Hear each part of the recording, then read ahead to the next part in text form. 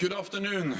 NATO Defense Ministers have just met to address key challenges for our security. This includes stepping up our support for Ukraine, strengthening our deterrence and defense with forces, capabilities and stockpiles we need, and protecting critical infrastructure with more presence, resilience and intelligence sharing. We addressed Russia's brutal war of aggression against Ukraine. President Putin has responded to his failures on the battlefield with attempted annexations, partial mobilization, reckless nuclear rhetoric, and indiscriminate attacks on civilians and critical infrastructure. Together, this represents the most serious escalation since the invasion in February. We welcome yesterday's vote in the United Nations General Assembly, condemning Russia's attempted annexations and calling for the reversal of these illegal decisions. This is a clear and strong message that Russia is isolated and the world stands with Ukraine in defense of the rules-based international order. NATO is not party to the conflict, but we will continue to support Ukraine for as long as it takes. Last night, Ukraine's Defense Minister Oleksiy Reznikov joined us and gave an update on the situation on the battlefield. Ukraine is making good progress, pushing back the invading Russian forces in the east and in the south. NATO allies are supplying advanced systems, including artillery, air defense and armored vehicles. And I welcome today's announcement by Spain that they will provide 4 Hawk launchers to strengthen Ukraine's air defenses. This comes on top of what other allies have delivered over the last few days. I thank all allies for their significant contributions, and I urge them to continue to step up. We are also providing fuel, winter clothing and medical supplies as part of NATO's comprehensive assistance package. Under this package, NATO will shortly deliver counter-drone equipment to Ukraine, with hundreds of drone jammers, which can help render ineffective Russian and Iranian-made drones, and to protect Ukrainian people and critical infrastructure. Over the longer term, we will also help Ukraine to transition from Soviet era to modern NATO equipment. This morning, allies had a regular meeting of the Nuclear Planning Group. It is important we continue to consult and coordinate on nuclear issues. President Putin's nuclear rhetoric is dangerous and irresponsible. We take these threats seriously, and we remain vigilant. We will not be intimidated. Any use of nuclear weapons would fundamentally change the nature of the conflict and have severe consequences. Russia knows that the nuclear war cannot be won and must never be fought. Allies were updated on NATO's long-planned deterrence exercise Steadfast Noon, which starts next week. This is routine annual training to ensure NATO's nuclear capabilities remain safe, secure and effective. NATO's nuclear deterrence preserves peace, prevents coercion and deters aggression. Ministers also reviewed our progress on strengthening NATO's deterrence and defense. We are increasing the number of our high readiness forces. We now have more troops in the eastern part of the alliance, including 8 NATO battle groups from the Baltic Sea to the Black Sea, which can be scaled up quickly to brigade size. Today, we took decisions to increase our stockpiles of munitions and equipment, to speed up the delivery of capabilities, and to use the NATO defense planning process to provide industry with the long-term demand they need to boost production. NATO agencies can also support allies to facilitate procurement and organized warehousing for equipment.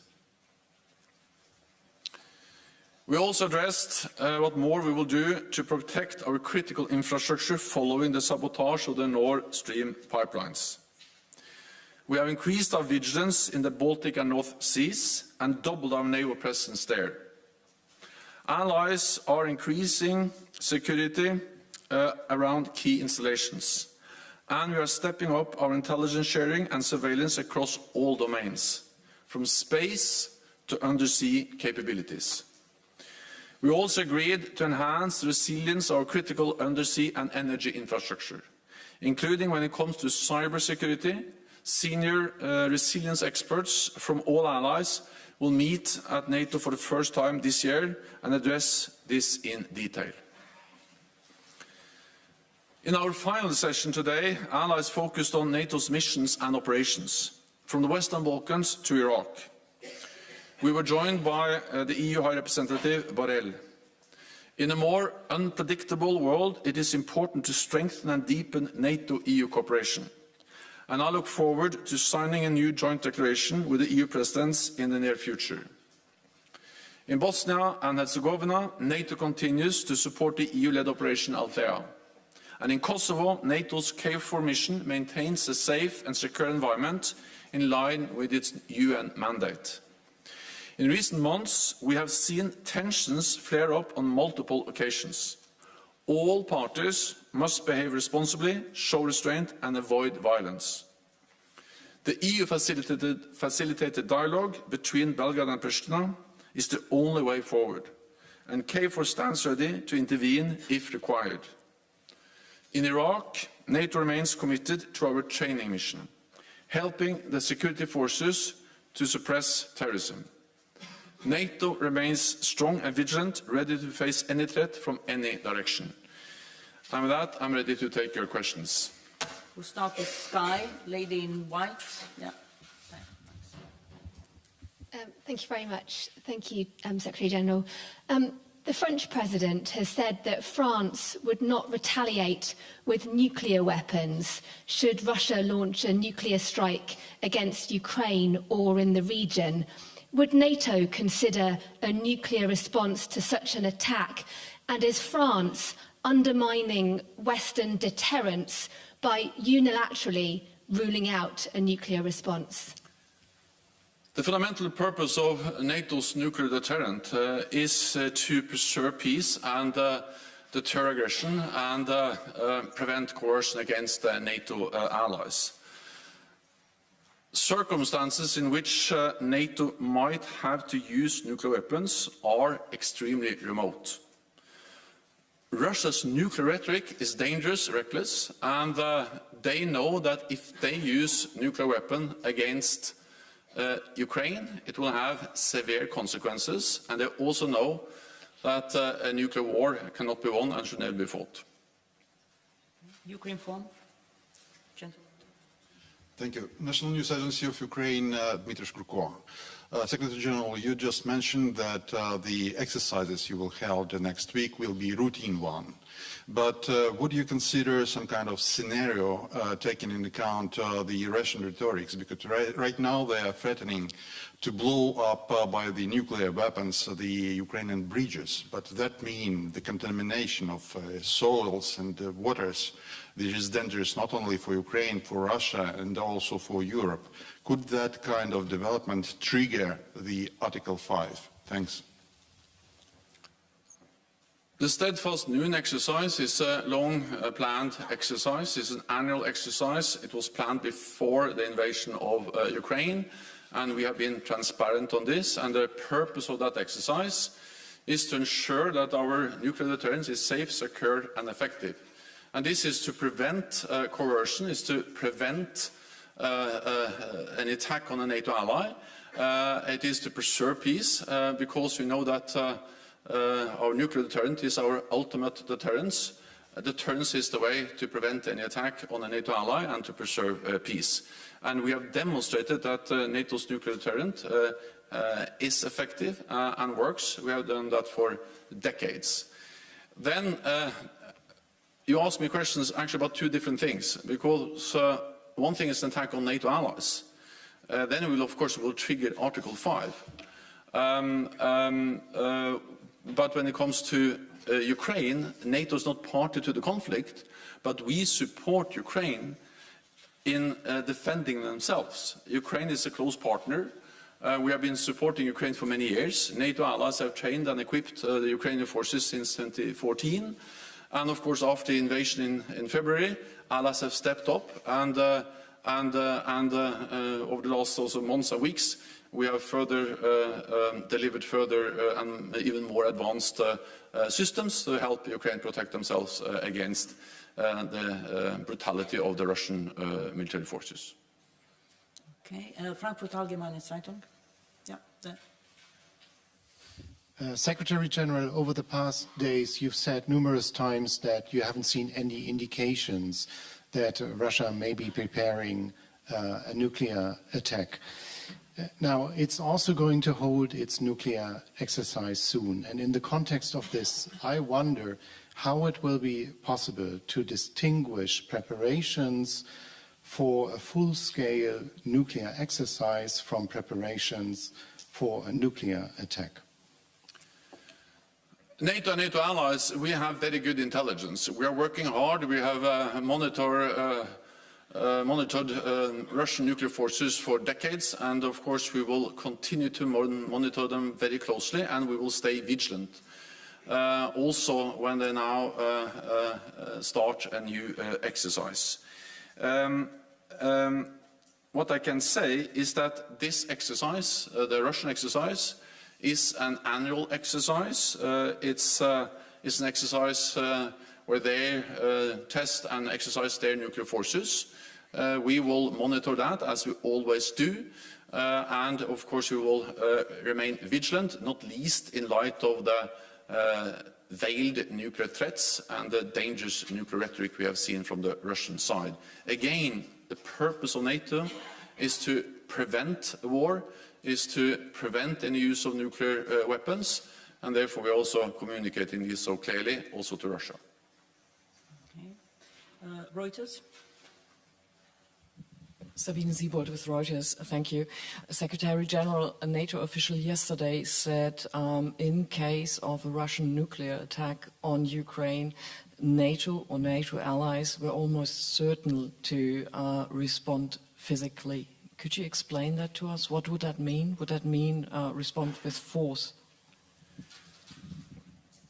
It will have severe consequences if Russia uses nuclear weapon, any kind of nuclear weapon against Ukraine.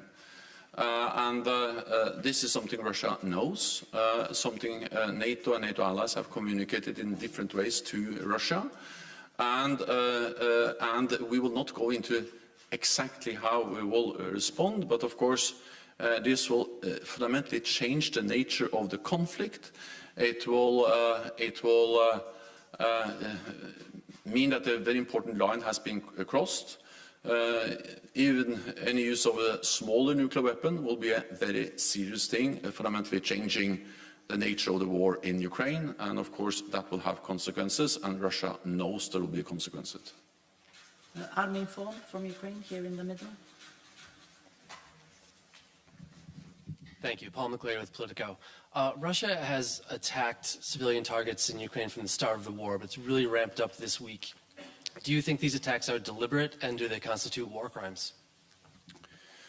We have seen throughout the whole war attacks on civilians. We have seen horrific attacks on civilian infrastructure, on hospitals, on residential areas, and we have seen a high number of civilian casualties. And of course, any deliberate attack on civilians constitutes a war crime. That's also the reason why it is so important to now support the ongoing investigations. NATO allies are providing support to Ukraine so they can collect facts, make available all the documentation which is necessary, and then this is important to ensure that those who are responsible are held accountable for war crimes committed in Ukraine. Wall Street Journal. Dan Michaels, Wall Street Journal. winter is going to make war fighting hard for both sides. Does Ukraine have enough support and the particular equipment it needs from NATO members and from the contact group to continue pushing its recent offensives throughout the winter? Thank you. The main message from the meetings in Brussels today and yesterday in the NATO Defense Ministerial meeting and the US-led contact group was to mobilize more support for Ukraine, not least in light of the fact that the winter is coming. So there has been a lot of focus on winter clothing, on equipment to enable them to also operate throughout the winter, generators, tents, and other things which are extremely important to enable the Ukrainian forces to operate also throughout the winter. Then I think I will leave it to the Ukrainian commanders to comment exactly on how they will operate, but our task is to enable them to also be able to conduct meaningful operations throughout the winter and continue to supply them with everything from fuel, winter clothing, tents, to advanced weapon systems, air defense, armored vehicles, and advanced artillery. Okay, we'll now go to Army from Ukraine. Gentleman with glasses. Yes, good afternoon, Igor Brylyan, Army Inform. What will NATO do to help to protect Ukraine's civilian infrastructure and the military to outlast the war? Well, NATO will step up what NATO and NATO allies and partners have now done for several months. We have already delivered unprecedented support to Ukraine, and this has helped the Ukrainians to make the gains they have made over the last weeks in the war against the invading Russian forces. Of course, the victories we have seen in Kharkiv and in Kherson, they belong to the brave Ukrainian soldiers. But the support that NATO and NATO allies and partners have provided has enabled them to make these gains. And we will continue and deliver even more ammunition, weapons, and also, of course, air defense systems, partly to protect their forces, the critical infrastructure, but also to protect civilians. I trust that the Ukrainian commanders know how to best utilize the different air defense systems we are delivering. But you have to understand that just over the last few days, we have had announcements and deliveries from countries like the United States. Germany just announced actually delivered a very advanced air defense system. Spain announced a new delivery of Hawk air defense launchers today. And France has announced more air defense to Ukraine, so as also the Netherlands and many other countries. So just over the last few days, we have seen that when we mobilize, when we call on NATO allies to do more, they're actually doing more. And that's making a huge difference. And that was also the main topic we discussed with Defense Minister Resnikov. And of course, he calls on us to do more. I call on allies, we all call on allies, and allies are now digging deeper into their stocks to be able to provide more support to Ukraine. At the same time, the deeper we dig into existing NATO stocks, the more important it is that we also are able to ramp up production. So that has been the other main issue of the meetings today, is how to ensure that our industry are producing more, partly by utilizing existing production capacity more shifts, more weekend, more just to utilize existing investments more, but then there is also obvious need to invest more to expand the production capacity, so we are prepared for long haul, both to be able to replenish our own stocks for our own deterrence and defense, but also to enable us to continue to support Ukraine. ATV Kosovo, lady in black there. Thank you, Flaga Vitako from Kosovo. Please, can you give us more details on what you discussed on Western Balkans, especially with regards to cooperation with European Union? First of all, the Western Balkans is a region in Europe where the European Union and NATO are working very closely together. Of course, we work together in Bosnia-Herzegovina, where NATO supports the EU-led Operation Althea. We all work hard for an extension of the UN mandate for that operation. And the NATO headquarters in Sarajevo is working closely with the EU personnel and the EU offices, and also Operation Althea in Bosnia-Herzegovina. NATO, of course, has a long history in the Western Balkans. We helped to end 2 brutal wars, first one in Bosnia-Herzegovina, then in Kosovo. We have our presence, the KFOR mission in Kosovo. Allies are committed to continue to contribute forces. There were made some new announcements from some countries to step up support for our KFOR mission. We have seen increased tensions in Kosovo, not least related to this license plate issue. And again, we see how NATO troops, the KFOR troops, support the efforts of the EU diplomats to make progress on the EU-facilitated Pristina-Belgrade dialogue. So, and then of course we have many members in the Western Balkan region, and NATO has actually recently we have 2 new members from the region, Montenegro and North Macedonia, demonstrating that NATO's door is open and that we are further strengthening our relationship with that region. Fena, Bosnia. Monica Čubela-Savić, Federal News Agency from Bosnia and Herzegovina. There is no internal political consensus in Bosnia and Herzegovina to joining the NATO alliance.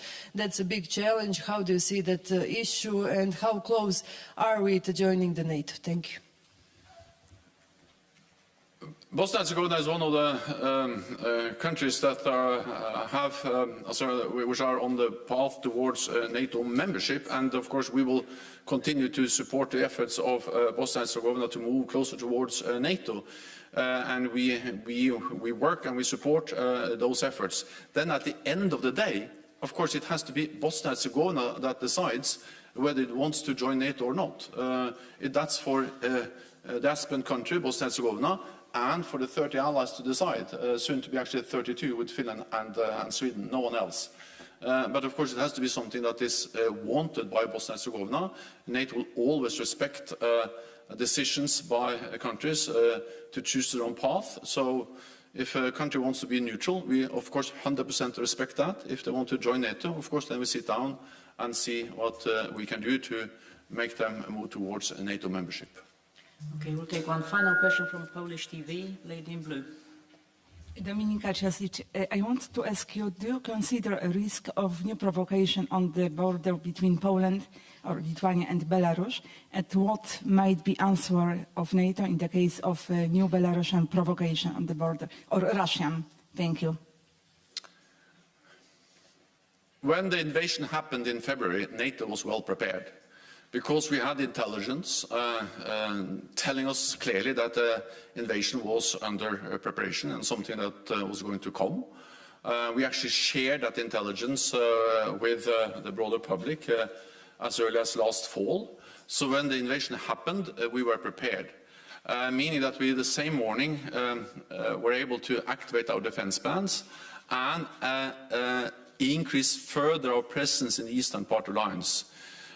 So we were not surprised, and I say this because we have actually been preparing for a situation like this since 2014. Since 2014, we have